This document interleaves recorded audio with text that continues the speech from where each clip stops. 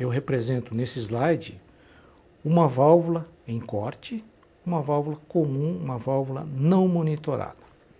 O que nós temos aqui? O corpo principal da válvula, essa parte aqui, que é um componente, um corpo em aço, e dentro dele está alojado o êmbolo da válvula, ou comumente chamado de carretel da válvula.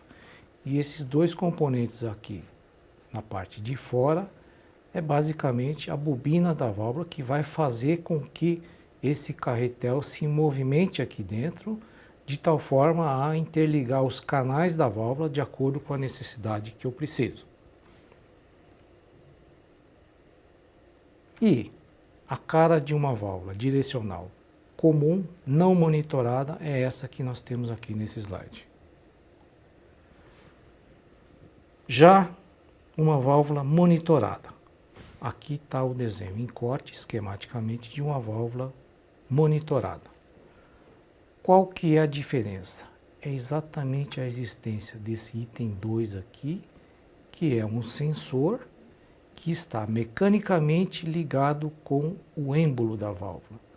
Ou seja, toda vez que esse êmbolo for comutado, ou seja, se ele sair, mudar de posição, esse meu sensor aqui, ele vai me dizer que a válvula respondeu e vai me dizer em que posição que o êmbolo da válvula está, se ele está na condição de segurança ou não.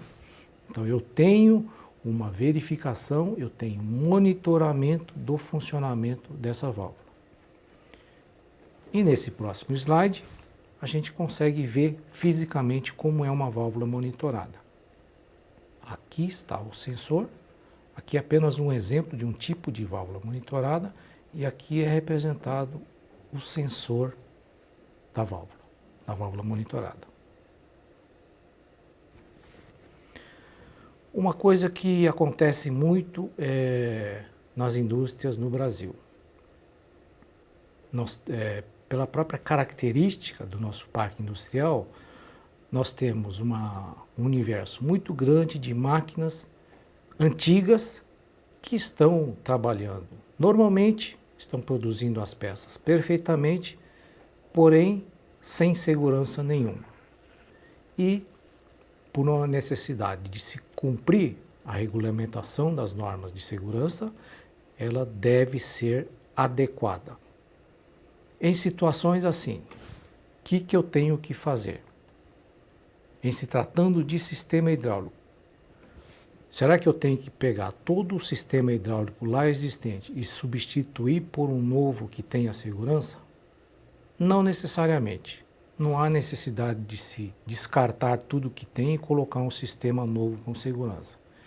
Em várias situações, é possível utilizar, aproveitar todo o sistema hidráulico lá existente e, no meio do caminho, acrescentar a parte relativa à segurança. São os tais blocos de adequação que todo mundo usa e todo mundo conhece já.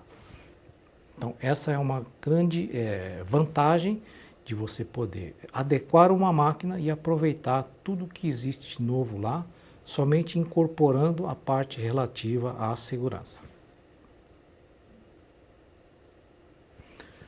Algumas necessidades, algumas observações que nós temos que fazer quando vamos definir o que deve ser feito para se adequar a uma máquina existente. Algumas informações são necessárias, sem as quais a gente não consegue definir o que é necessário para dar segurança à máquina. Por exemplo, a informação básica em se tratando de sistema hidráulico é você ter o esquema hidráulico original da máquina.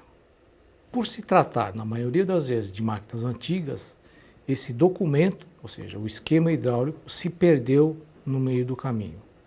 Em situações assim, é necessário, a primeira coisa, informações básicas quanto às pressões de trabalho, as forças envolvidas no sistema, qual é o ciclo da máquina. E, se você não tem o esquema hidráulico da máquina, uma das tarefas para se adequar a uma máquina é exatamente regularizar a documentação, ou seja, o esquema hidráulico ele deve ser feito. De que forma que você faz um esquema hidráulico de algo que fisicamente está lá e você não sabe direito como ele está interligado. Não existe outra maneira senão você ir fisicamente e acompanhar e seguindo a tubulação e fazer um novo esquema hidráulico. E já que você está fazendo um sistema hidráulico novo, você já faz as devidas adequações, acrescentando aquilo que você instalou em termos de segurança e define uma nova documentação, um novo esquema hidráulico. Mas sempre, o ideal é que você tenha o esquema hidráulico original, para a partir dele acrescentar aquilo referente à segurança. Alguns cuidados que você deve ter com relação à instalação desses sistemas de adequação de máquinas. Muitas vezes é acrescentada todo o sistema de segurança, válvulas monitoradas em redundância, com PLC de segurança, tudo bonitinho, mas não se toma o devido cuidado na instalação. Isso que está circundado aqui, ó, nesse slide aqui que eu estou fazendo com o meu cursor. Essa tubulação aqui exige alguns cuidados especiais, porque se ele vier a falhar, o acidente que isso pode causar pode ser muito pior do que aquele que seria se uma válvula falhasse, por exemplo. Então, de nada vai adiantar se você não tomar cuidado com essa tubulação aqui. Que tipos de cuidados você deve tomar? Evitar sempre a utilização de emendas ou junções nessa tubulação. Por exemplo, aqui está simbolizado esse trecho de tubulação onde eu tenho uma mudança de rota na tubulação fazendo um 90 graus aqui, ó. Eu posso fazer isso através de uma conexão 90 graus.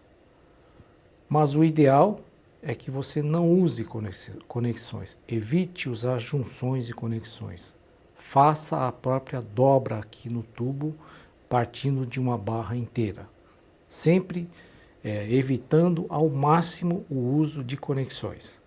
Fazer emendas também, evite ao máximo. Claro que existem pontos onde é inevitável usar conexões. Por exemplo, aqui na entrada do cilindro ou na entrada do meu bloco de adequação. Nesses pontos, você não tem outra alternativa senão utilizar uma conexão e isso é inevitável. Nessas situações, nunca usar conexões anilhadas, aquelas que têm duas partes com um anel que você crava mecanicamente no tubo. Preferencialmente, sempre utilizar conexões conformadas ou então soldadas. Utilizar sempre tubo sem costura. Tubo com costura sempre é ponto de ter, um ponto a mais de se ter falhas. Tomar todo tipo de cuidado nas soldas. As soldas devem ser feitas por profissionais qualificados e elas devem ser certificadas. Todo o sistema de limpeza após a solda deve ser feito, decapagem, limpeza química, e todos os cuidados devem ser feitos quando se tem tubulação soldada. Uso de abraçadeiras para evitar vibração e, consequentemente, vazamentos que podem induzir a um acidente grave também.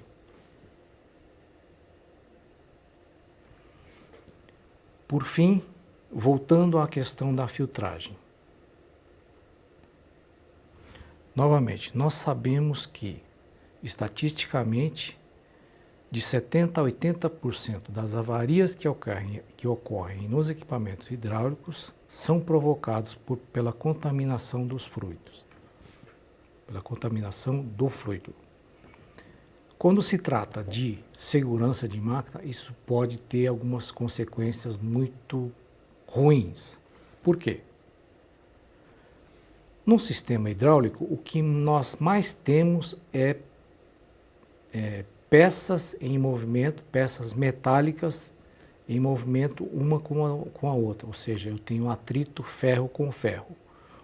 Qual que é o componente que está entre as duas partes protegendo as duas partes? É exatamente um filme de óleo.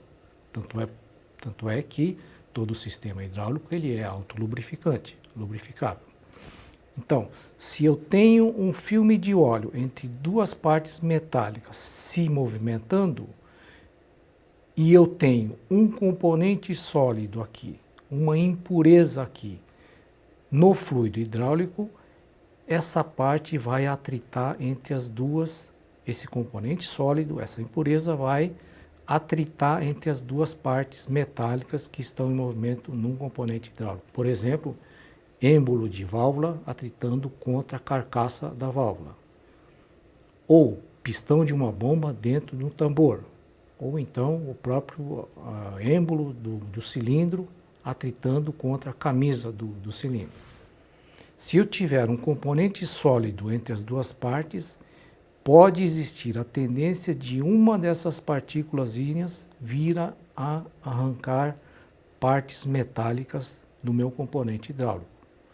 Como no sistema hidráulico, o óleo passa aqui uma vez, volta para o reservatório e a bomba succiona e manda isso aqui de volta para o novo ciclo, na próxima passagem ele vem aqui e arranca mais um pedacinho do meu componente, do êmbolo da minha válvula, por exemplo.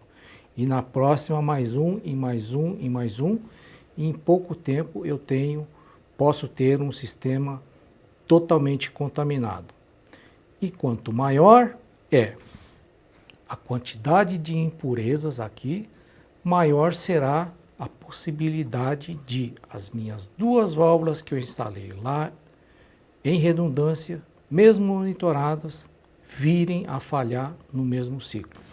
Por isso que uma necessidade muito grande que eu tenho de se filtrar o óleo em sistemas hidráulicos quando se trata principalmente de sistemas de segurança.